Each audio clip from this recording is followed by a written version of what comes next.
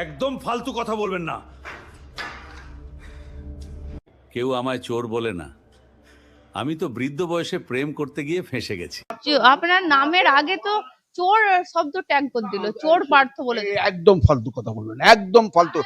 আরে একদম ফালতু কথা বলবেন, একজন বলবেন, একদম ফালতু কথা বলবেন, একদম ফালতু কথা বলবেন না। এই কারণে বলছি বলবেন না, আমার বাড়ির সামনে একটা লোক এসে কোনোদিনও বলে যায়। আলিপুর কোর্টে আজ পার্থ চট্টোপাধ্যায়কে ঘিরে ফের চোর চোর স্লোগান।